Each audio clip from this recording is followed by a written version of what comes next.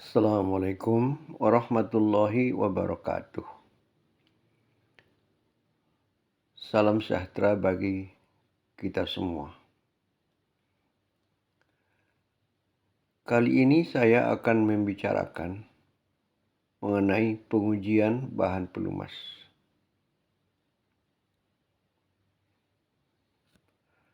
Pertama, apa yang disebut dengan istilah psikometer. Psikometer adalah satu alat yang digunakan untuk mengukur viskositas atau kekentalan fluida pada umumnya dan mengukur viskositas minyak pelumas pada khususnya. Ada beberapa macam psikometer, yaitu 1. Psikometer pipa kapiler. 2. Psikometer bola jatuh. 3. Psikometer efflux. 4. Psikometer rotasional. 5. Psikometer cakra. Yang 6. Psikometer digital. Pada psikometer pipa kapiler, yang diukur adalah waktu yang diperlukan sejumlah cairan tertentu untuk mengalir melalui pipa kapiler dengan diameter dan panjang tertentu secara gravitasi. Formulanya adalah mu sama dengan V di pangkat 4 T delta P dibagi 128 L kali Q. Persamaan ini disebut dengan persamaan Poiseuille, di mana D adalah diameter pipa kapiler, T waktu yang diperlukan cairan untuk mengalir melalui pipa kapiler tersebut, delta P penurunan tekanan atau pressure drop, L panjang pipa kapiler, Q volume aliran. Parameter D, delta P, L, dan Q ditentukan oleh pabrik pembuat psikometer yang dinyatakan dengan suatu konstanta A. Sedangkan waktu T diukur dengan menggunakan stopwatch di laboratorium. Jika B adalah faktor koreksi, maka formula di atas menjadi mu sama dengan A kali T ditambah atau dikurangi B.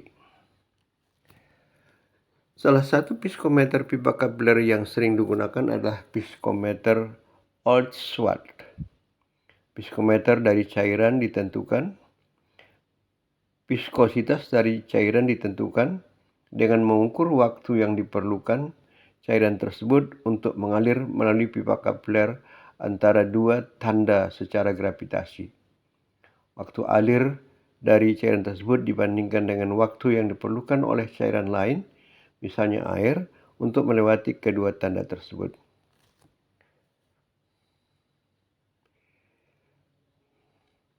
Jadi, psikometer ini cocok untuk mengukur tekanan daripada cairan dengan menggunakan pipa kapiler. Kemudian yang kedua itu adalah psikometer bola jatuh. Penentuan viskositas suatu cairan dengan menggunakan psikometer bola jatuh bebas didasarkan atas hukum Stokes yang berlaku pada sebuah bola baja yang jatuh bebas dalam fluida diam pada tabung yang transparan. Ada 3 gaya yang bekerja pada bola, yaitu gaya berat atau gravitasi, gaya apung atau buoyance, dan gaya tahanan fluida atau drag dengan arah seperti kita lihat bahwa arahnya kalau gaya apung arahnya ke atas, gaya gravitasi arahnya ke bawah, dan gaya tahanan fluida arahnya ke atas. Dengan demikian besarnya gaya tahan fluida sesuai dengan Stokes adalah F sama dengan 6 kali V kali R kali mu kali F kali FT, di mana R adalah radius bola baja, mu adalah kekentalan absolut fluida, V adalah kecepatan bola jatuh. Jika rho S adalah rapat massa bola baja, rho T adalah rapat massa cairan pada tabung yang akan menentukan viskositasnya, maka didapatlah persamaan kekentalan fluida mu sama dengan 2/9 kali dalam kurung R kuadrat G buka kurung rho S dikurang rho T per V. Nah, itulah dia penggunaan daripada psikometer bola jatuh. Tabung yang transparan diberikan skala ukuran dalam milimeter atau sentimeter secara vertikal dan diberi tanda pada bagian atas ketika menekan tombol stopwatch awal dan tanda lain pada bagian bawah untuk menekan tombol stopwatch akhir. Jarak antara kedua tanda tersebut adalah panjang lintasan lurus dan vertikal yang dilalui bola baja tersebut atau L. Dan pembacaan pada stopwatch menunjukkan waktu yang diperlukan bola baja untuk melewati lintasan tersebut atau T. Sehingga kecepatan rata-rata bola baja jatuh bebas adalah V sama dengan L per T. Sebenarnya kecepatan yang lebih tepat digunakan adalah kecepatan entraining, yaitu kecepatan konstan selama bola jatuh bebas. Itu kecepatan yang terjadi setelah keadaan setimbang tercapai. Radius bola baja R, panjang lintasan L, rapat massa baja rho S, rapat massa cairan rho T, dan gravitasi sudah duluan diketahui dan tinggal menentukan waktu T saja dalam eksperimen dengan menggunakan stopwatch. Viskometer bola jatuh bebas ini adalah paling sederhana dibandingkan dengan viskometer lainnya dan bisa kita buat sendiri tanpa ada standarisasi.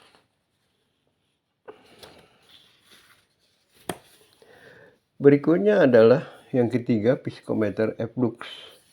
Viskometer efflux ini langsung dapat mengontrol temperatur cairan yang akan diukur viskositasnya karena tabung minyak pelumas dikelilingi oleh mantel air yang dilengkapi dengan pemanas listrik dan termometer.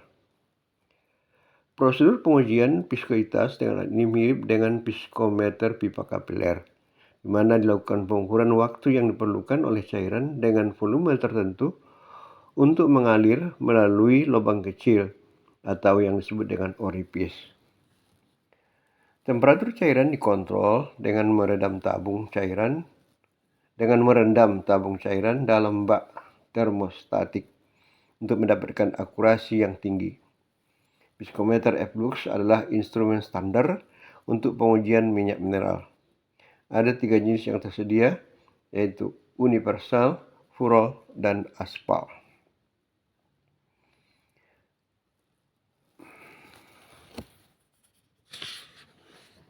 Dan salah satu yang terkenal dari viskometer efflux ini adalah viskometer Seibold, yang mana nanti waktu pengukuran akan dinyatakan dalam satuan SUS. SUS itu adalah singkatan daripada Seibold Universal Second. Untuk T lebih kecil dari 100 detik, maka kita akan dapatkan satuannya nanti dalam senti-Stokes sama dengan 0,226 SUS dikurang 195 per SUS. Untuk T lebih besar dari 100 detik, maka nanti kekentalan kinematik dalam senti-Stokes sama dengan 0,220 SUS dikurang 125 per SUS. Penentuan viskositas dengan viskometer efflux harus dilakukan dalam ruangan yang bebas dari angin dan perubahan temperatur yang cepat untuk mendapatkan tingkat akurasi yang tertinggi. Viskometer efflux paling sering digunakan untuk mengukur viskositas minyak, sirup, pernis, cat, dan emulsi bitumen. Kemudian viskometer rotasional. Yang keempat, ya.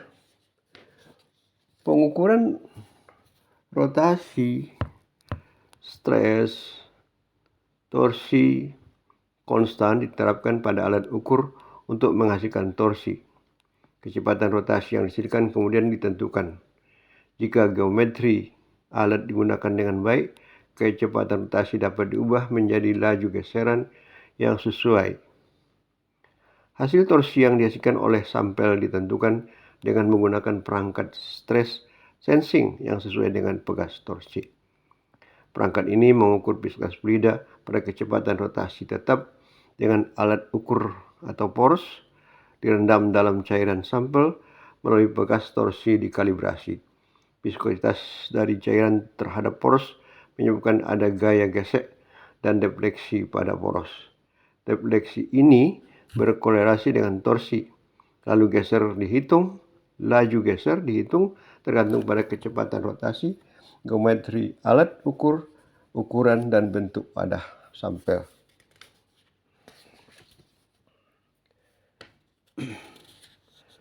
Kemudian viskometer cup and pop, ya. Jenis viskometer ini sangat sederhana sekali dan biasa juga digunakan untuk mengukur viskositas. Kemudian viskometer cakra. Viskometer cakra ini adalah viskometer yang menggunakan cakra dua buah yang berputar satu dengan yang lainnya.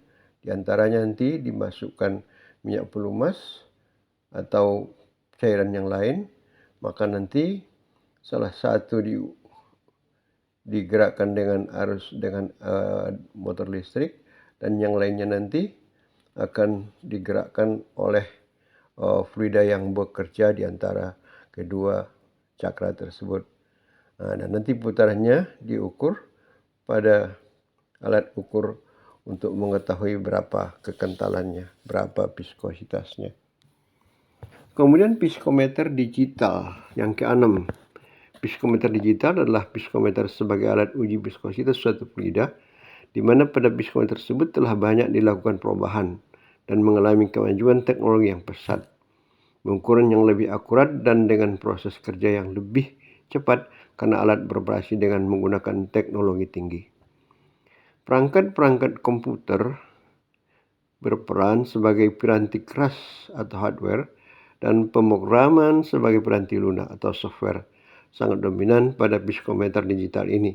Justru karena itu pengoperasian dan pemeliharaan alat memerlukan kehati-hatian dan profesionalisme yang tinggi. Ada beberapa jenis viskometer digital, antara lain adalah viskometer digital biasa, viskometer rotasi atau viskometer rotari, viskometer digital Brookfield, viskometer digital portable, viskometer digital Mooney, viskometer digital akurasi tinggi. Kemudian pengukuran titik curah atau pour point. Pengukuran titik curah atau titik tuang dilakukan dengan mendinginkan minyak pelumas sampel sampai membeku. Termometer dicelupkan pada minyak pelumas untuk mengetahui temperatur sampel sejak awal pendinginan hingga membeku. Temperatur pada mana sampel mulai membeku ditandai sebagai titik curah. Temperatur ini harganya tidak akan berubah atau konstan selama proses pembekuan. Jika proses perubahan fase telah selesai, maka temperatur akan terus menurun. Jika proses dibalik, maka berlaku keadaan yang sebaliknya, yaitu proses pemanasan menyebabkan terjadi pencairan atau peleburan pada temperatur tertentu. Titik tuang dan titik lebur adalah harga yang sama.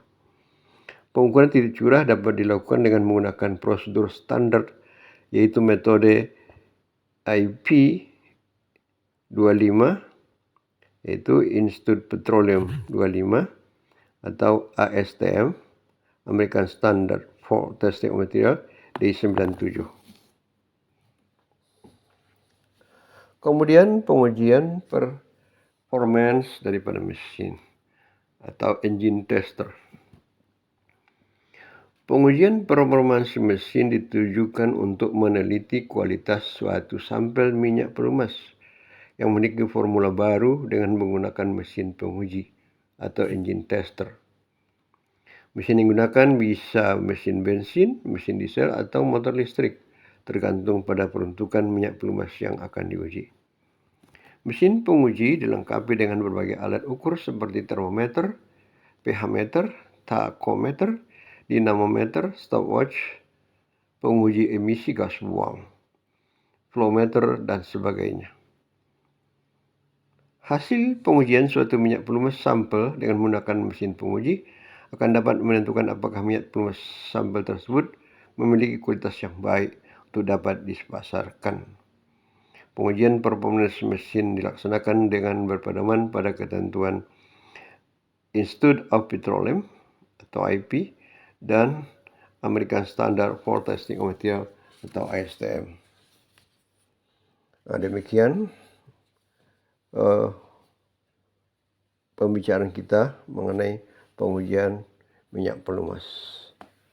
Sekian dan terima kasih. Billahi taufik wal hidayah.